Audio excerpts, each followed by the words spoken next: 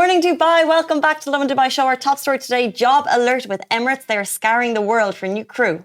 We'll also be talking about Dubai residents worry as rent prices rise across the city. The fabulous news that Manal Rostom is the first ever Egyptian woman to summit Mount Everest. And we'll also be talking about Dubai is getting its very own real estate reality show, and it's airing next week. Which means we have so much summer watching coming us. We have Real Housewives, we have the reality show, Love Island is coming back. But before we get into all of that, want your thoughts on a story. Which story, Casey? So this is like international news, but it's a story from India. So maybe you have some like cultural references that you can help us with. Maybe a couple grandparents are suing their kids. No, they are not grandparents yet. That's the problem. They're suing their kids, they're suing their son and his wife because he has not produced a grandchild. Wow. I mean, that is so typical. I'm not even shocked one bit. Really? Yeah, no. They're suing him for like 500K, their son. 500,000 rupees? No, like $650,000. Oh, that is insane.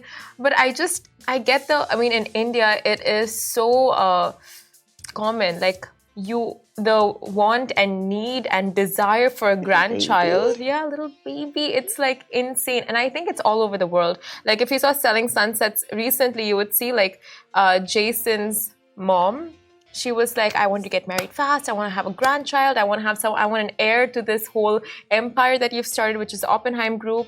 So it's like so common all around the world. It's so common. Well, these parents, Sanjeev and Sadhana Prasad, 61 and 57, they basically put their son through pilot training and they gave him and his wife a lavish wedding, I guess expecting a grandkid. Now, 6 years later, no grandkid is there. Now, we don't know anything about potential medical issues or something. All we know is that the family, they're calling it mental harassment.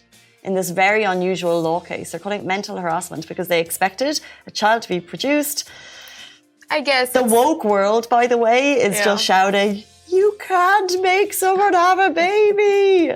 That's what the woke world is shouting right now. Yeah, I mean, we don't, like you said, we don't know anything that's going on behind the scenes, like medical conditions and such. But of course, if we put the woke world aside, like you said before the show, it's just like two parents wanting a grandchild. They wanted a grandchild to play with during their retirement. But should the fact that they wanted a grandchild to play with during their retirement change the lives of their son just because they gave him a monetary value at some point during his life? Like a nice wedding, flash wedding.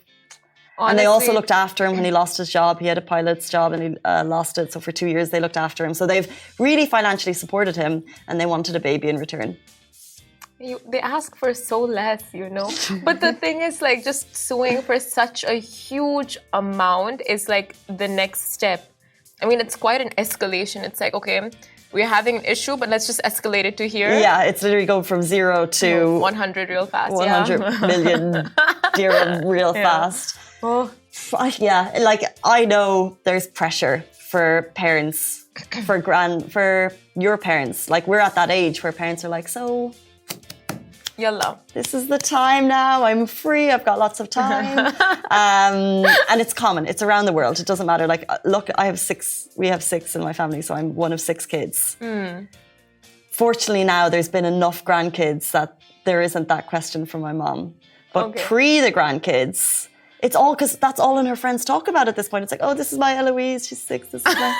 That's it. And then it's a great conversation. So she really wanted it, but now she's there. There's countless. Do you have a niece called Eloise? Yeah. I love that name. It's a beautiful name. I also have an Eliza. I have so many at this point. Such beautiful names. Eloise, and it was there in Bridgerton. Eloise. Eloise. Eloise, Rebecca, and Billy. Cute. Then we have Alexandra, Billy, and Eliza. Oh my God, I'm so going to forget some. Naomi. I've met Naomi. I think Naomi's been on the show. Anyway, so there's a grand flock of grandkids in this story. But in general... So your mom's good. She's good. And your mom? None yet, but I think we are... So, speaking of pilots. Oh, okay. Moving on to our next story. Jobs alert.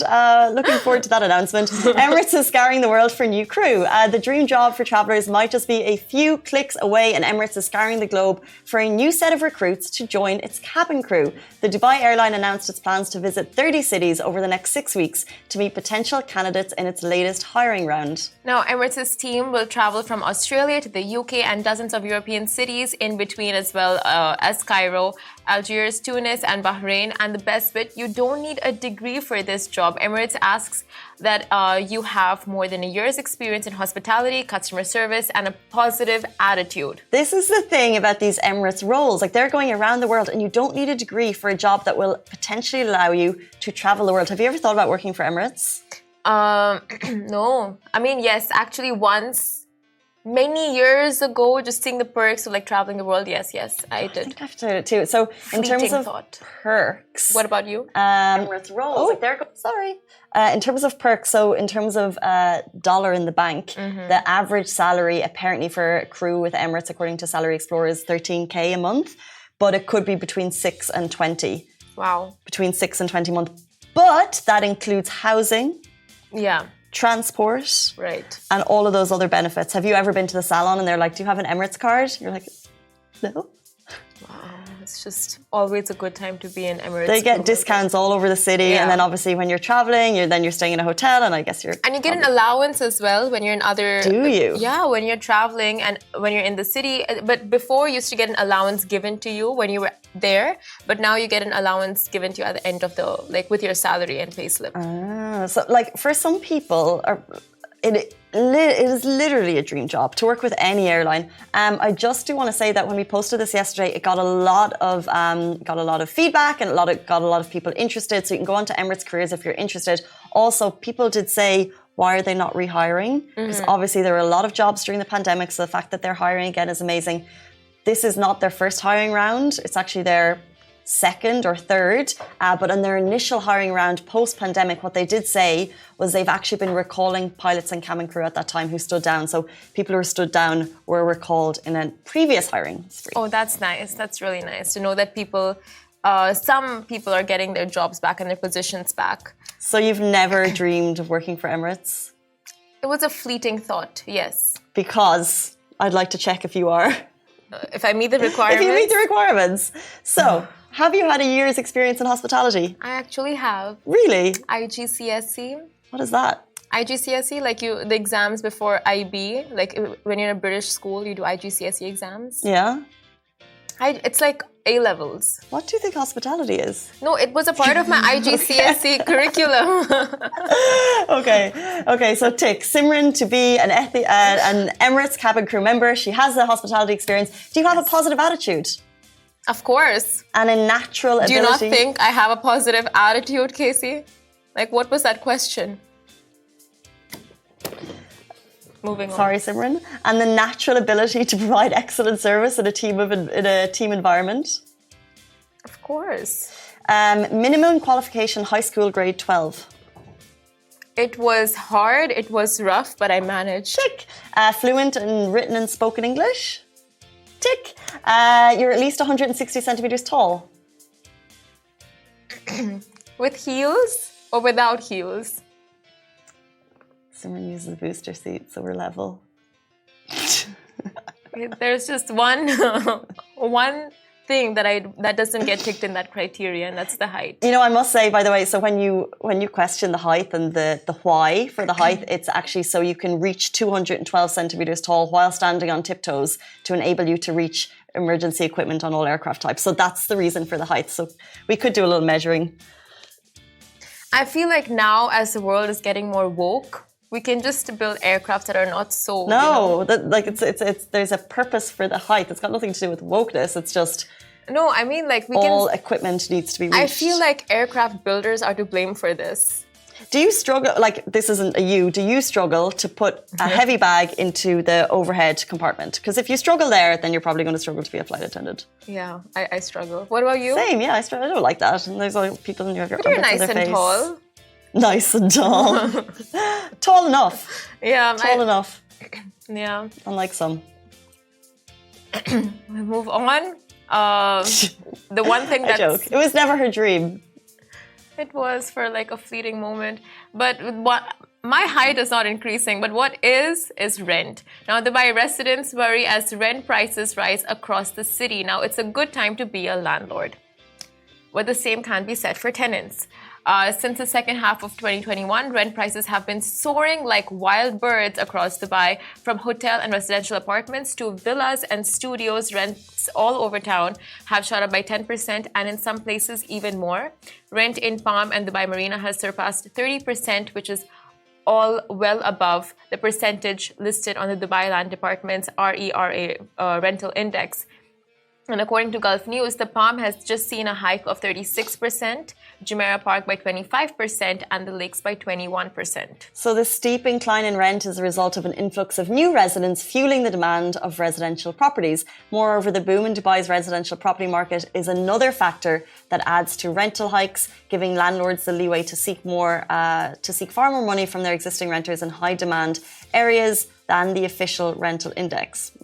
Now, popular to contrary belief, summer months in Dubai will not see a drop in rents of residential units. And at this point, even local brokers can confirm that buying a house may be cheaper in the long run in comparison to renting a property on a yearly basis. But of course, if you're looking to dispute your rent, you can contact the Rental Dispute Settlement Center at the Dubai Land Department.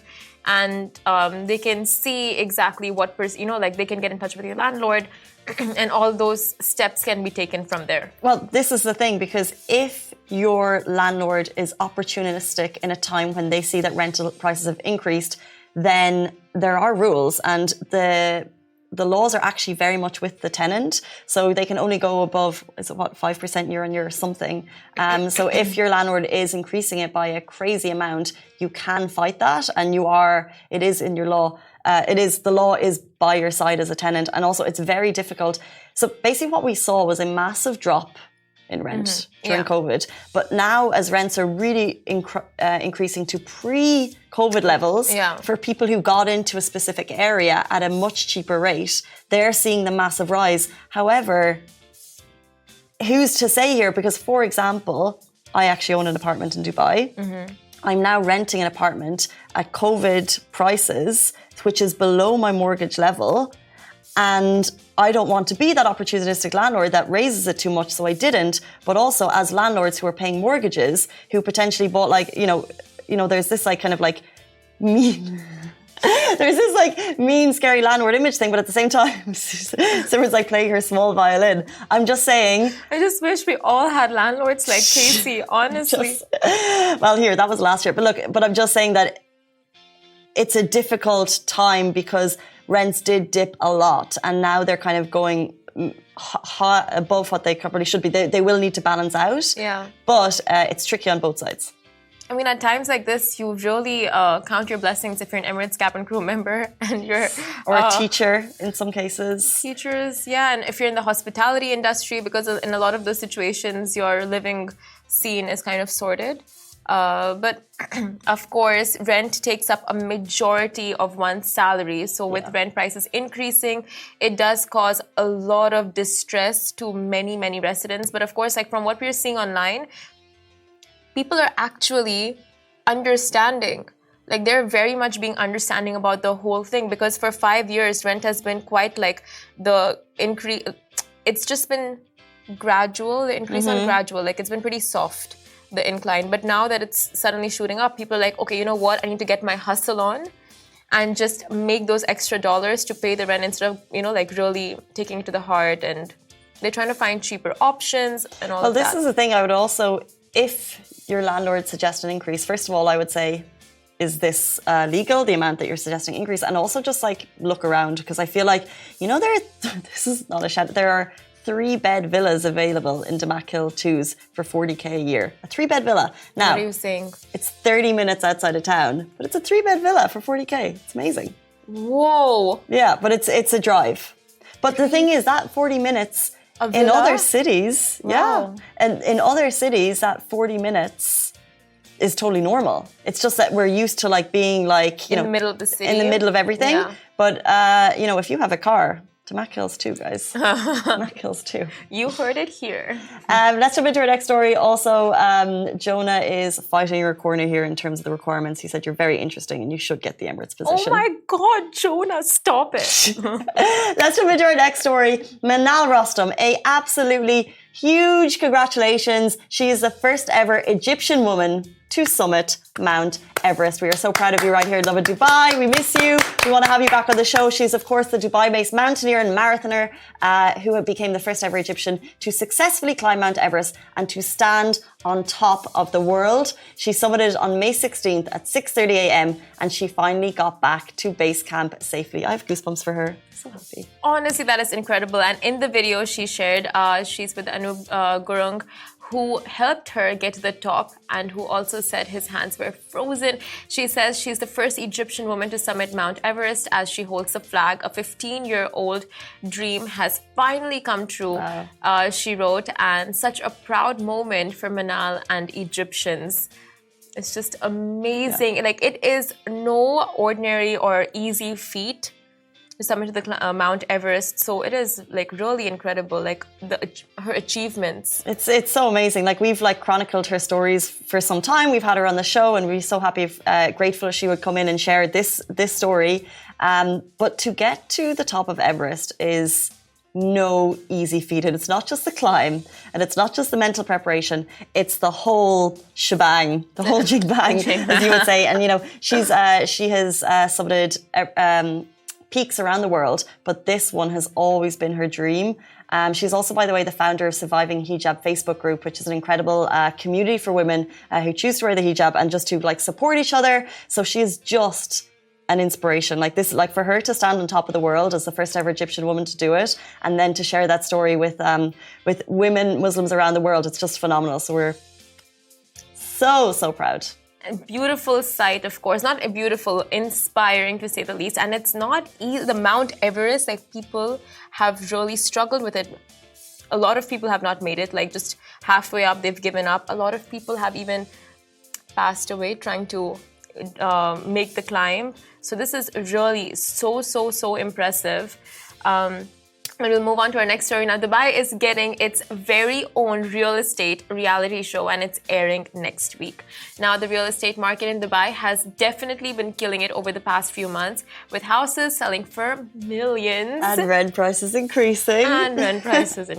Of course. Now, the city is a real estate playground, and because there is a lot of new properties being developed annually, and they're all top-notch stuff, of course, you would see this coming. And if you've been on Netflix recently, you've seen the show Selling Sunsets, like we keep talking about, and you're obsessed with the show, then we have some major news for you. Because Dubai is getting its very own Selling Sunset-inspired reality show based on a local brokerage. Interesting. Dubai Hustle is what it's called, and it will air on May 23 in 2 parts, with the second part airing later this year. I thought it was going to be a whole season. It's only 2 parts. Oh, man. With the luxurious life that Dubai promises, and of course the million dirham worthy properties, you know this show will have a heap of viewers, and it's all from house and house. They have been very hush-hush about the news, but they did say that the series is divided into 2 parts, and people can watch it on BBC 3 and iPlayer. Oh, I can't wait. This is what Dubai needed.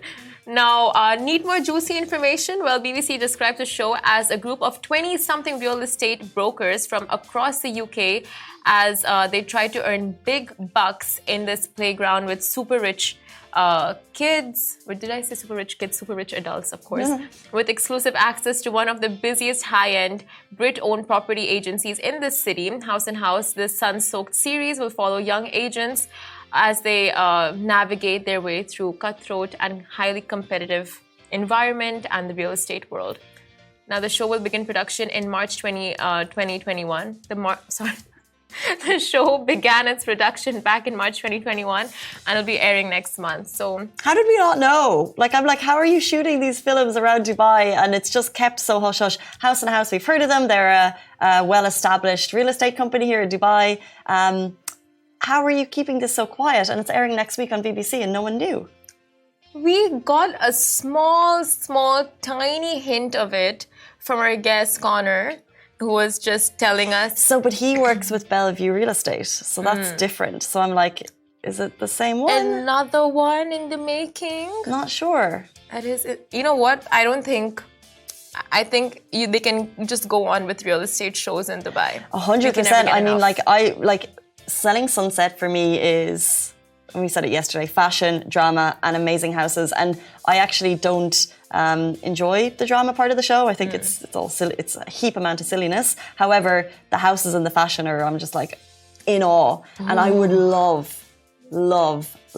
to see the mansions in Dubai. Like, it's one of my favorite things, like just being in like nice areas and just looking from the outside. Exactly. So if I actually get to see inside the really fancy ones that are like done up nicely, like, and that have like millionaires already living them, like that's what I really want to see. So I hope that they show us all of that and a little bit of drama because I don't care about the Selling Sunset drama. I think it's too catty and contrived. But a little bit of like broker drama in Dubai, I'd be all for that. That is so true. Honestly, like the high competitive environment, like they said, and just like agents fighting it out for the best commission. And then we'll know more about the commission that they are making on the sales. Honestly, I just don't know how that works. Like, I want to figure out, like, how is commission decided? Like, and who pays the commission? Does the buyer pay like, how does it work? I think so. The buyer pays the agent commission. It's within the price tag. So what if you hire an agent to sell your house? Are you not paying the fees to get that house sold? Yeah. So you're paying that fees as well? Yeah. And the buyer is paying the fees as well? The buyer is paying. Oh, interesting. I don't know. Right? Like, maybe it depends on the deal. We had Connor here on the show who sold the 180 million dirham mansion on the Palm, which was the biggest real estate sale of the year. It got worldwide attention. Should have asked him the basics. Honestly. You never do. Anyway, next one. Speaking of money and moolah, I want to move into our Arabic word of the day. Oh, yes! So if you've been joining us, Simran and I are trying to learn Arabic on a very basic level. We want to use keywords to help us kind of like converse without going through school. So this is where we're learning, and we're going to do it on the show because then we can't forget. Exactly. So we'll do a recap first, go through all the previously learned words, and then we'll start with a new word. I have to say, last time we tested you and you got all of them right, and even this time I've come on and I was like, oh, the last word was help, and you just knew it. Yeah. I don't remember these. I really don't. Last time you made it easy. You asked me, like, you said the Arabic word and then asked me to translate in English. Okay. Now give me the English words and I'll translate in Arabic. Okay. Words, and then we'll start excuse me. Okay, so English word, I am. I am, Anna. I am. Very close. I am. Did we learn that? Apparently. I am. Okay, beautiful. Jamila. So maybe I just wrote that down. Car. Sayara. Nice. Alone. I'm just trying to remember Casey's face when she said it. Because Simran left me very... Portugal. No, what is that? Orange. You got the first letter right. I repeated this over and over again. No, Bukad. Because I was like, Simran, Bruka. You're so close. Because she left me. And she always leaves me. Bruhe. Yes. Simran left me Bruhe. She always leaves me Bruhe. Youth. Thakia. No. Thaki. No. The youth are Thakia. Work Thakia, not hard. You suggested this word for youth. Remember the guys? Thakia. The guys over there? Thakia is plural. Singular is... No, there's no singular for youth. We didn't go too deep in these words. Okay, it's just Thakia, is it not? No. Youth is shabab. Oh my goodness. Shabab. Smart is Thakia. Right.